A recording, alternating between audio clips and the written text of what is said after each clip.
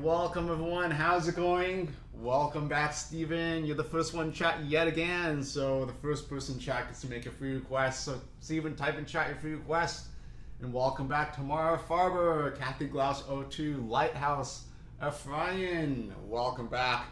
And here's the Super Mario Brothers main theme.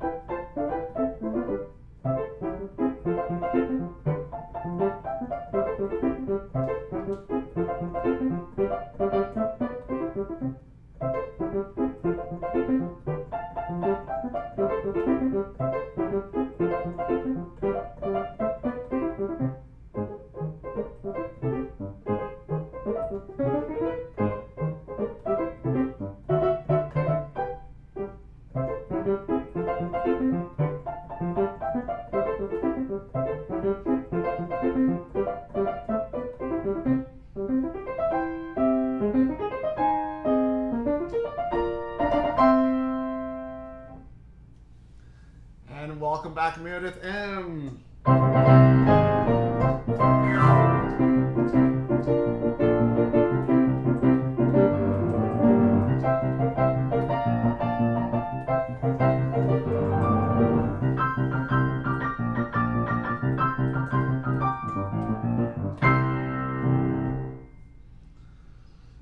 And Steven requests the Wii Shop channel theme. All right, let me open the sheet music. And thank you, Gideon Tuan of Y. Thank you. Welcome back. It's been a while. Wii Shop channel theme.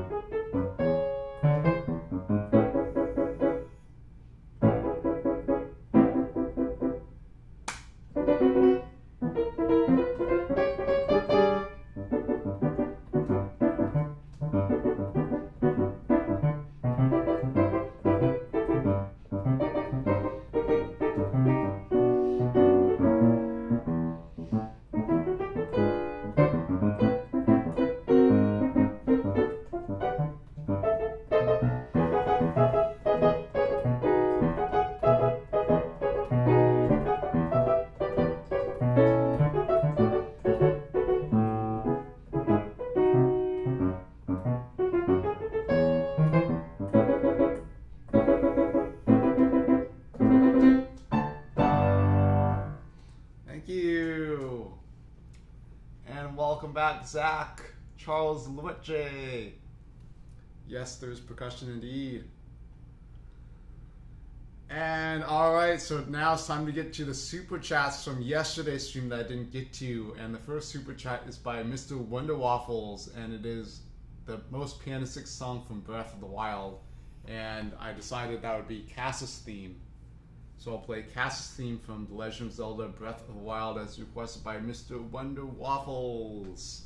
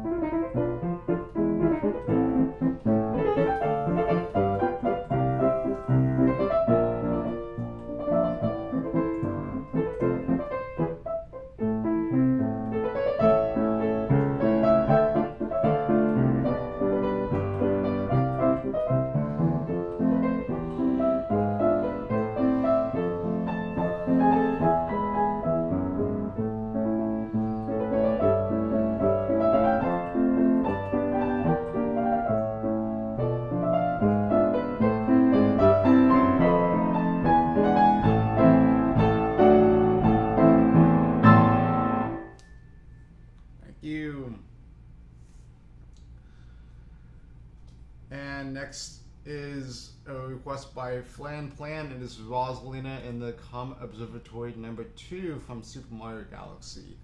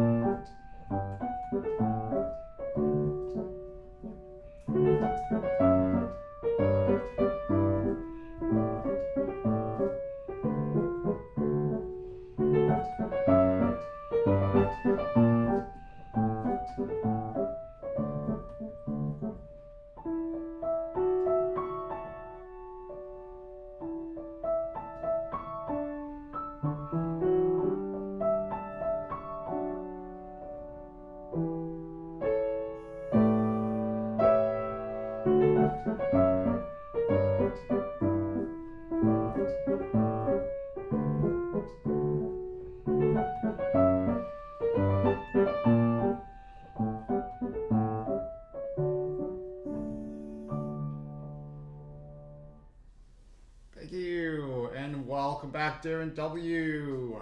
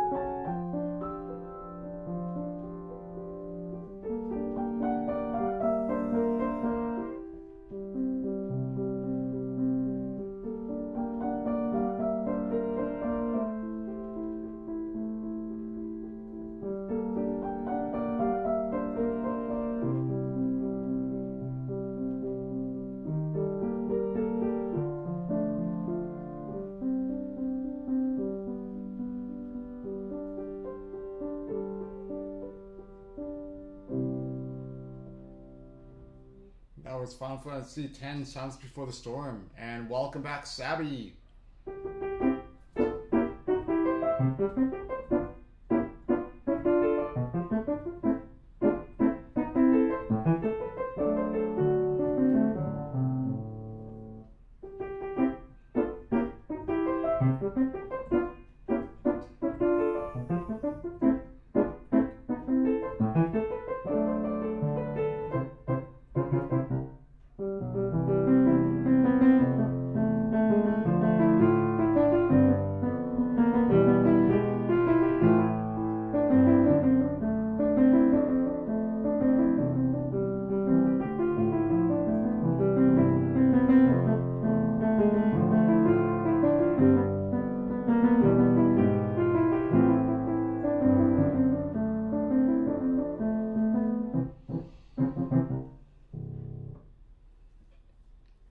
And here's Super Mario World, the title theme.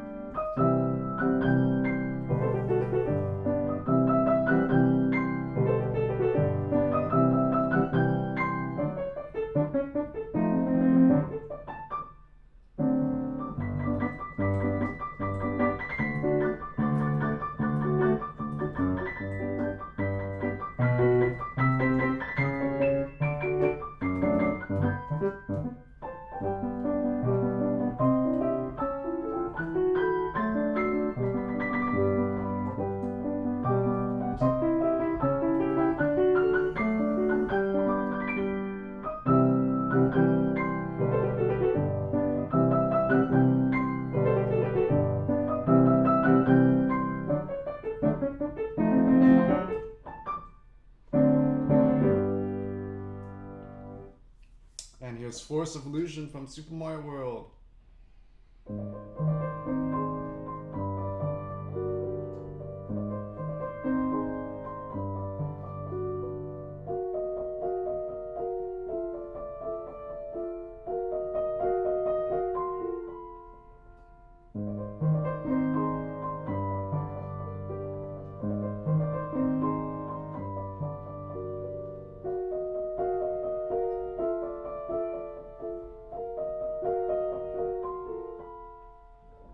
And welcome back, Fresh J. I hope your practicing is going well of Julia from Final Fantasy VIII. I'm not familiar with that piece off the top of my head, but sounds like a beautiful piece. And now I'll play Final Fantasy Waltz on the Moon.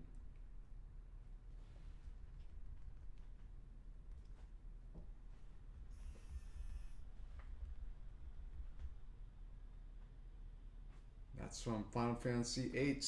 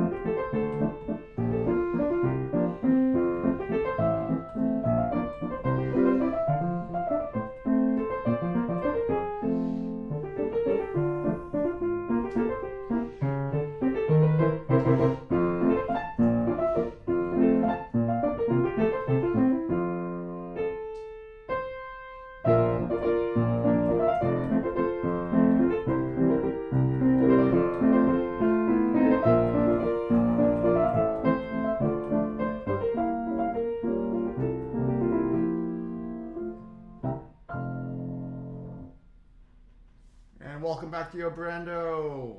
And next up is Beware the Forest Mushrooms from Super Mario RPG.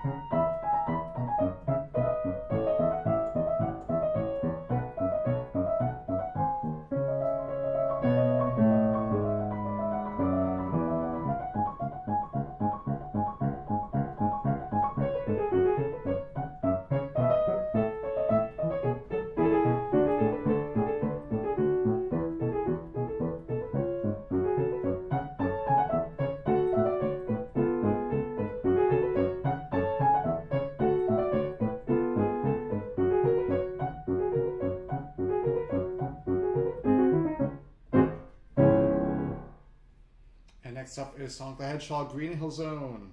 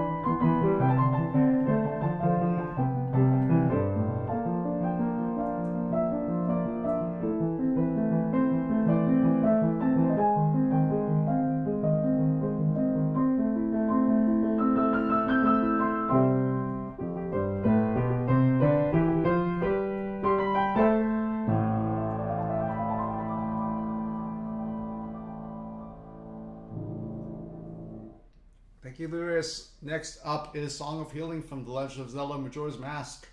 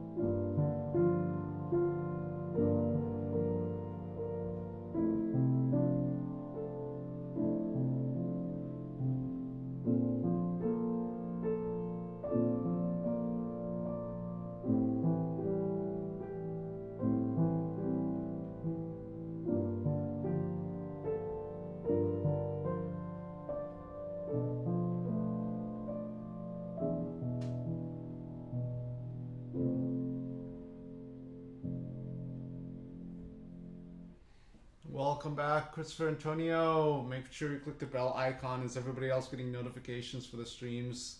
Should get it in an email. Let's see if I get my own notification for the stream.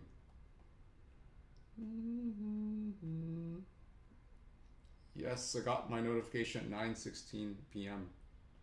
So that was about the time I started. So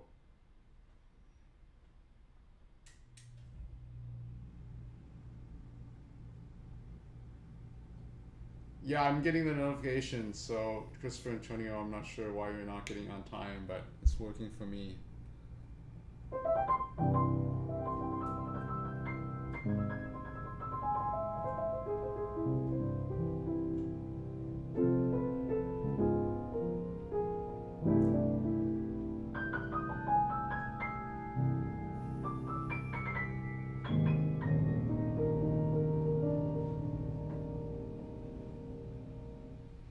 And next up is Anakin from Final Fantasy X.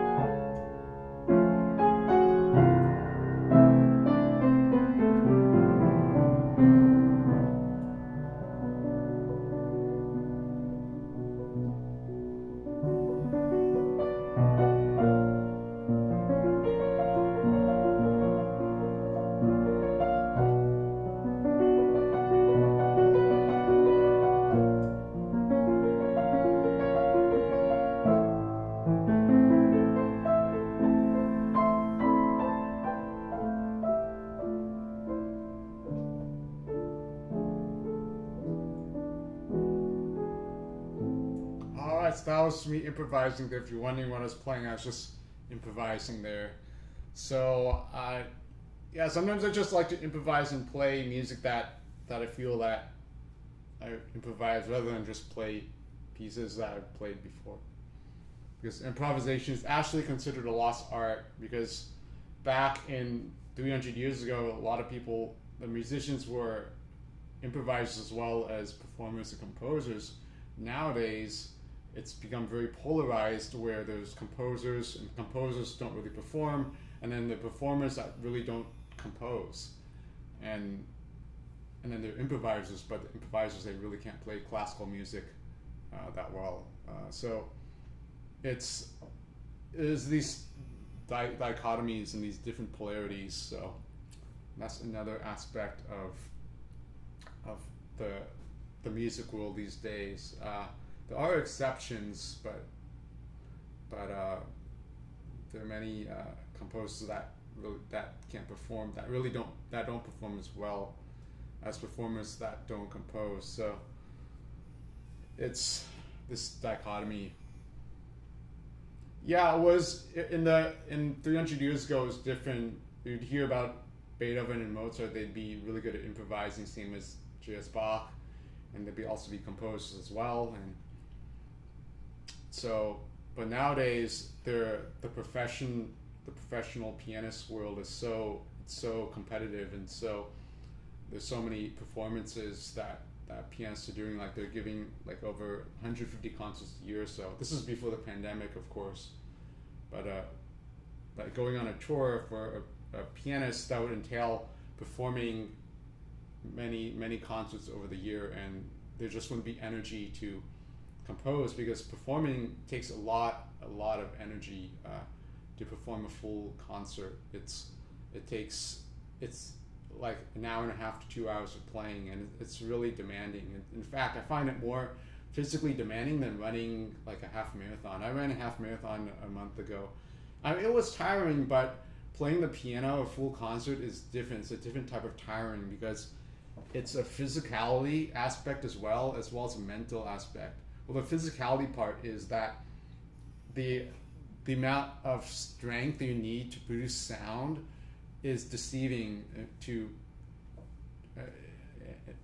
people that don't play the piano. It can be, because when you play just a few notes, it may seem really easy to the observer, but actually the pianists they can be working very hard to find the expression in between the sounds, because it's not just playing one note after the other, but it's actually the sound in between the notes, and then the balance between the different voices. So it can be very challenging in the physicality part of that, and like, it's not that something you can train for, like going to the gym and lifting weights. It's not that, because playing the piano involves a lot of the small muscles, and then when you're playing a concert, those small muscles become more under the microscope and more magnified, the importance of them. So you could have somebody who's really strong, like really strong big muscles, but if their small muscles aren't awake or utilized, then it's going to be very difficult in terms of endurance when playing a concert. So that's a challenge of these concerts. So there's not much time to compose if people are performing a lot. So it's part of that dichotomy. And there are some more and more pianists that are composers. You see some pianists play their own compositions in piano competitions, and so it can be subjective about that, because it's hard to judge how a contestant is playing their own compositions in a competition. But yeah, I've seen that happen several times. But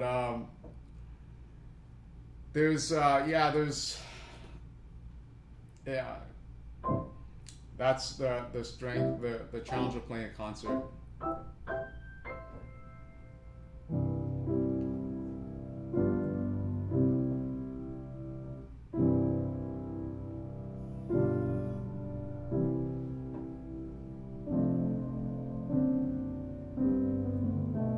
Yeah, there are a lot of benefits for playing the piano, by the way. So people are saying I should get back into piano. I want to get back to playing the piano sometime too. There are actually a lot of benefits. You can look this up on the internet. For example, the playing the piano has benefits of stronger memory, improved coordination, increased emotional intelligence, more sharpness in the brain. It's just understanding emotions more, expressing emotions better, and also piano playing burns calories as well. So if you want to burn calories, get exercise. Piano playing is also a way of burning calories.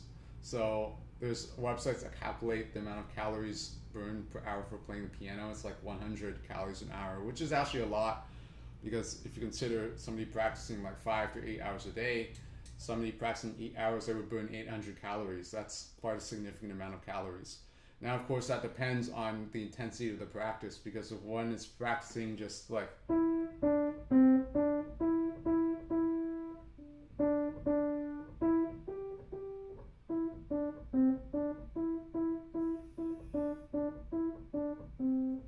then that's not going to burn as much calories as and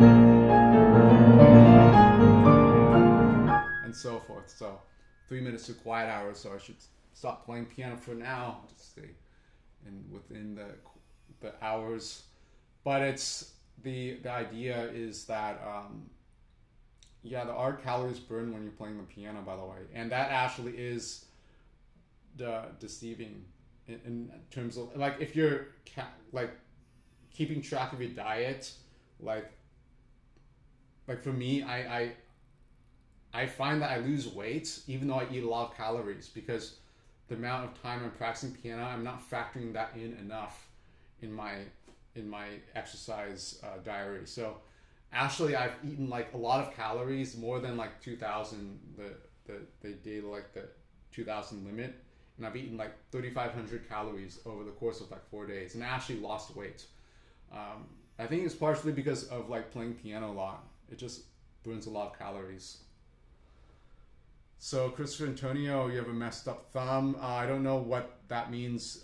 You should definitely see a specialist in that. I can't diagnose that. But, you know, it should only do things that doesn't cause any pain, of course.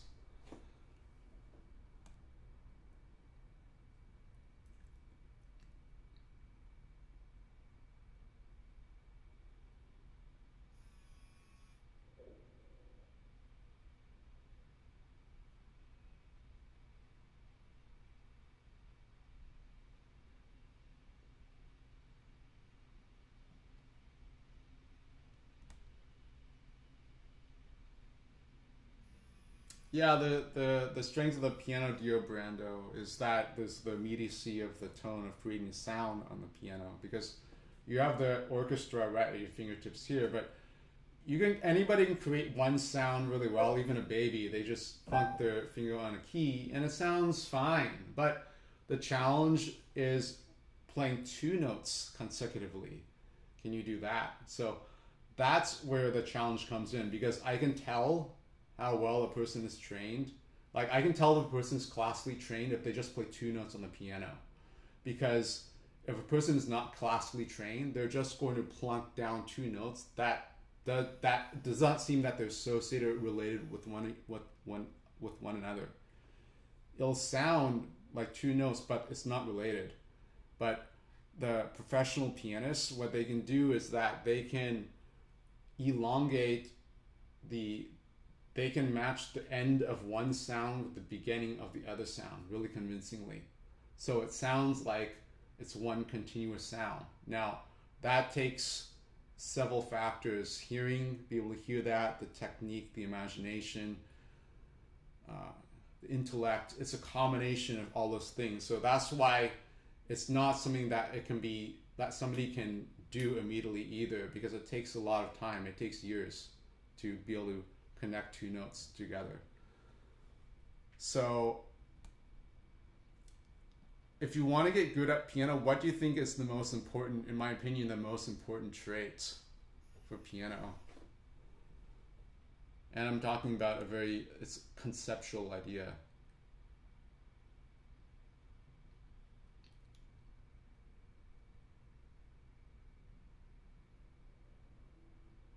Planar eighth, that's a different aspect. You're talking about harmonics and intervals. So F and B would be a tritone, and that wouldn't be as pleasant sounding as G and B. But I'm talking about the sonority of the sounds, because I'm not talking about the pitch, actually, because when you start learning piano, the pitch becomes really, really important. It is like you want to play the right notes, but as you progress in piano, you find that pitch becomes less of a priority in the hierarchy of aspects of piano playing. Pitch is still important. You can't just play completely wrong notes and expect people to understand what you're doing. But pitch becomes less and less of an importance when you become more advanced in piano, such as the structure, the phrasing, the dynamics, the balance, the style, interpretation.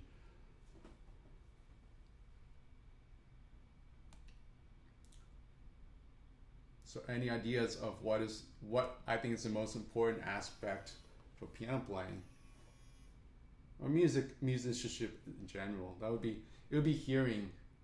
Now, the aspect of hearing is another layer of onions to unravel, because when I mention hearing is important, people are like, yes, I hear the sound. Yes, I hear it. But are you really hearing it? And that's the aspect of hearing, because yes, you can hear something, but you may not pay attention to it. So the hearing aspect is listening to the subtleties in the music and the harmonic progressions, the melody, the phrasing, all that goes into hearing. So it's a different it's part of musicianship. So the musician actually comes before the pianist. So like in the music world, if somebody says, "Oh, you're like a pianist," that's not necessarily a compliment. In some ways, it can be a compliment. Like, yes, you're really a pianist, and this person who plays piano, it's not necessarily a pianist. A pianist with a capital P. But sometimes when people say, "Oh, you're just a pianist," that can also mean something not complimentary, because that means that the pianist is just playing piano but not focusing on the musical aspect. So Dio Brando, Beethoven had his hearing all the way until his late 20s, when he started to lose his hearing. So he had musical experience to hear what the instrument sounded like. So when he started going deaf, and when he became completely deaf, he could still hear the music inside him. He could still imagine what the sounds were, and that's an important skill for musicians to have, is audiation.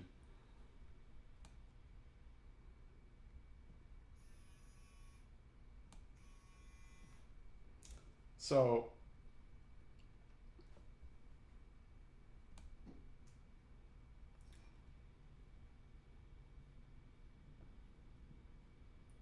Preston, the pianist, writes, "Is it best to record yourself to truly hear it?" Yes and no. So my view on recording is that it's helpful, but you don't want to record yourself all the time, because it can be bad for your self-esteem.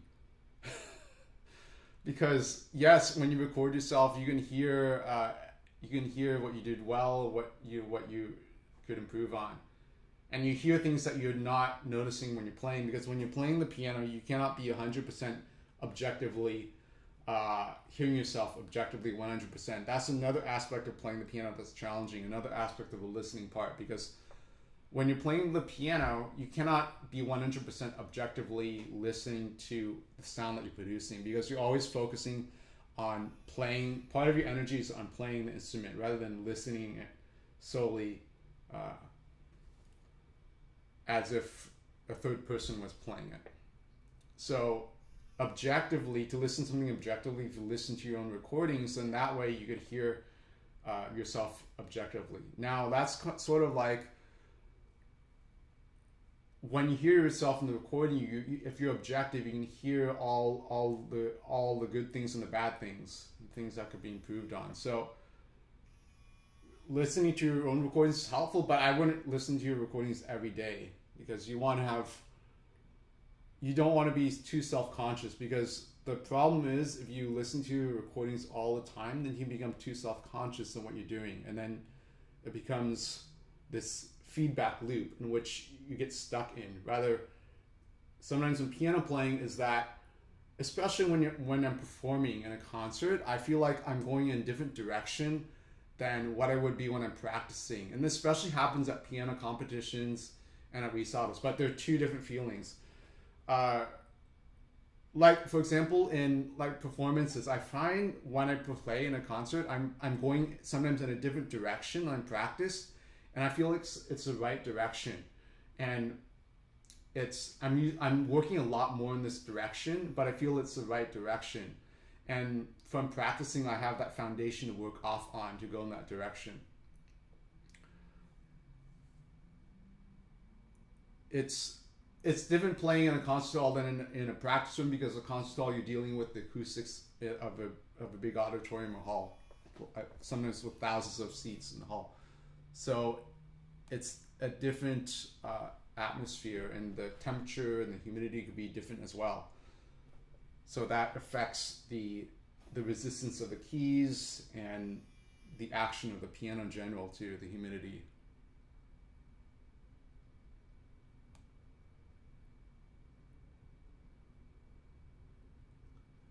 Preston writes, yeah, sometimes when I'm in the middle of playing, I know for a fact I could fix how something sounds. Other times I won't realize it until after I record a performance. Yeah, so that's where a teacher comes in. So the good teachers are the ones that bring awareness to the student. The awareness is a really important aspect, because the pitfalls of many pianists that they get trapped in playing in a certain way all the time, because people are creatures of habit. We have habits, and we get used to these habits, and for better or for worse.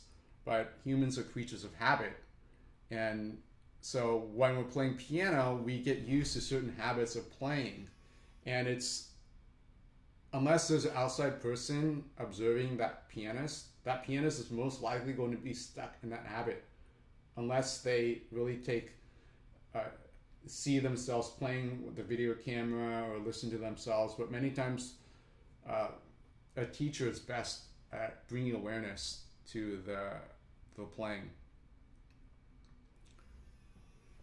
And the idea of, also I'm a proponent of thinking ahead in the music as well. So what I'm playing at the moment, my ear is already several seconds ahead. So it's not just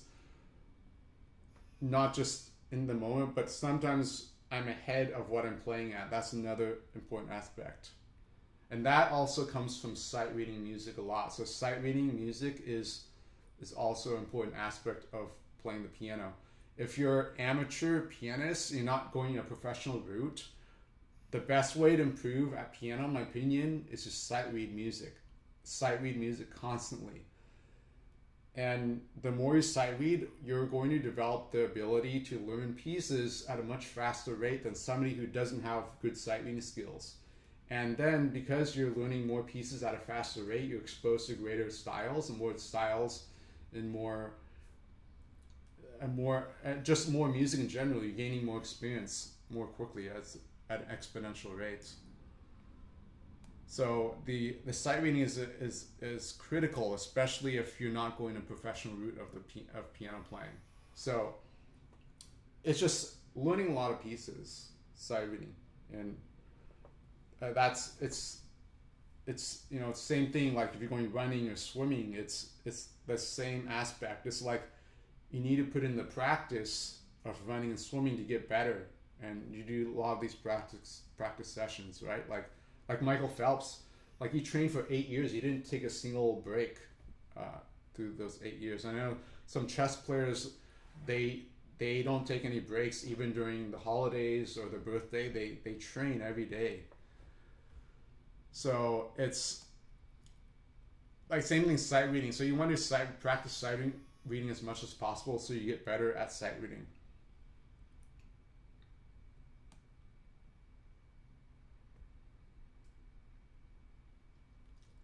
So warming up is an important aspect of playing the piano. You want to have your hands warm, your body warm.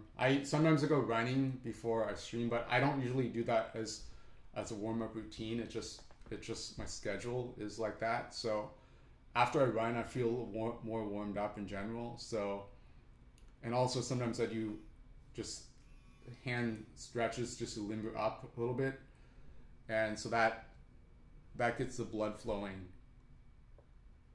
So the idea, some people like Glenn Gould, he would stick his hands in hot water before he would play, and that makes sense because playing with cold fingers, cold hands is very difficult, right? The smallest bones in our body is in our hands, and the fingers are at the extremities of our bodies. Like if I hold one hand here and hold one hand here, look how far apart my fingers are.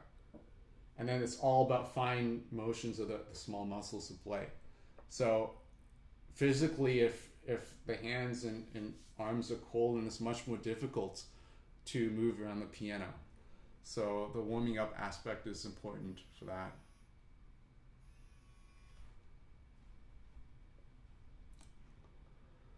So it's 10:12 p.m. so I should get going now, but thank you all for watching and stay tuned for more streams. And by the way, tomorrow I'm playing in a sci-fi trivia dungeon. It's a private event, but let me see, is there a YouTube link for it?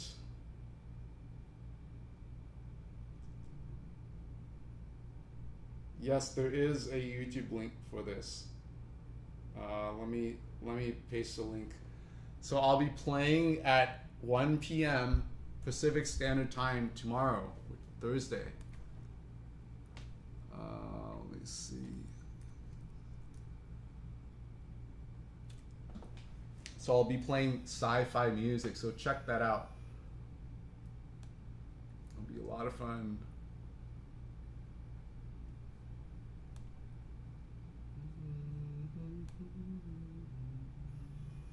Let me see if I can paste the link here.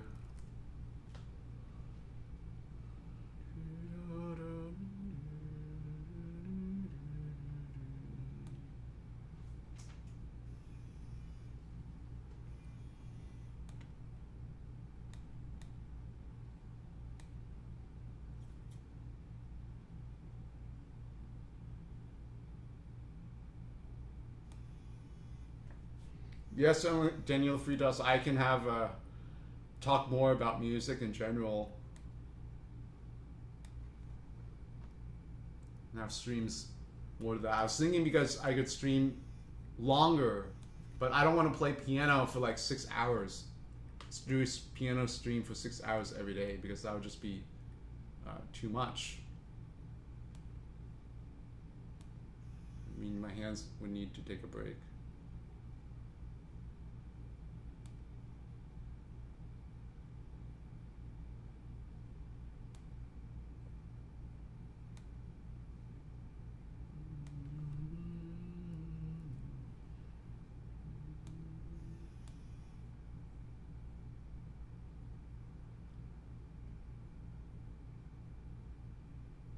So yes, that's the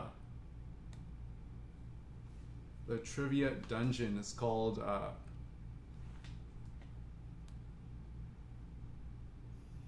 StarCon Trivia Dungeon.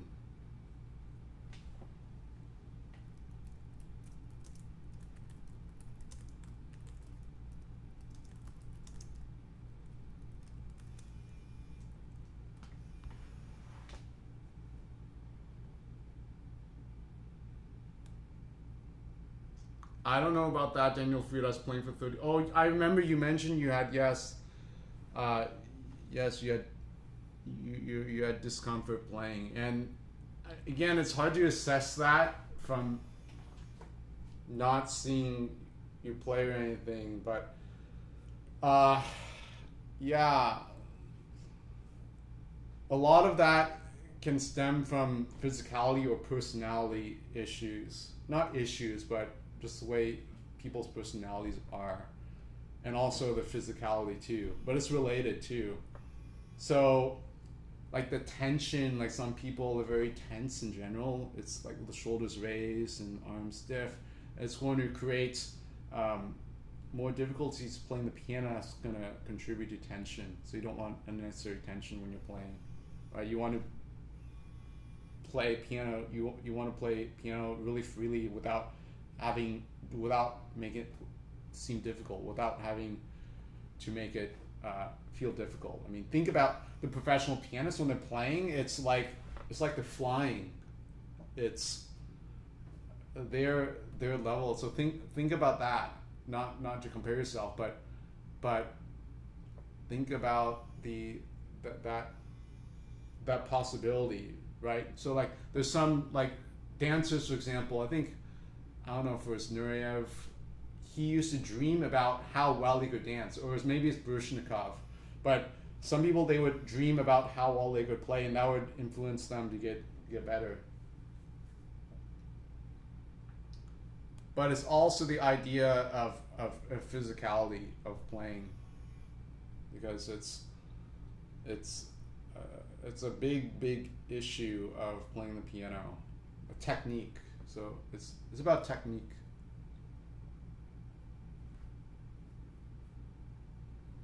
Yeah, Daniela Fridas. I don't know. Yeah. If you're brushing your teeth and you're tense for that, I don't know if that's related, but it's something you want to be aware of. You don't want to be too tense when you're brushing your teeth.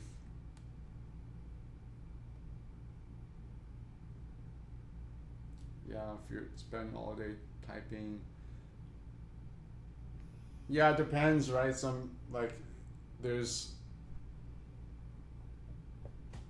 don't know, sitting all day, they say sitting is like the new smoking, because sitting a lot can be bad for one's health too, because it's having a sedentary lifestyle is not that healthy either.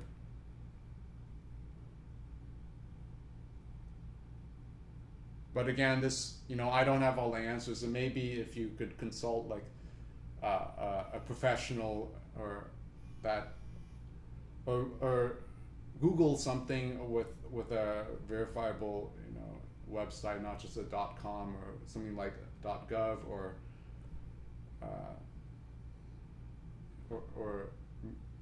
edu website as information. That's for what you're going through.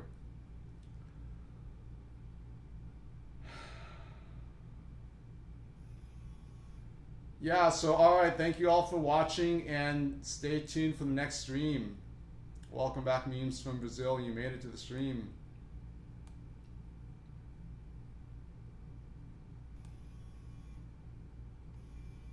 Okay, bye, memes from Brazil. Alright, I gotta go too. Thank you all for watching, and stay tuned for the next stream. Bye bye.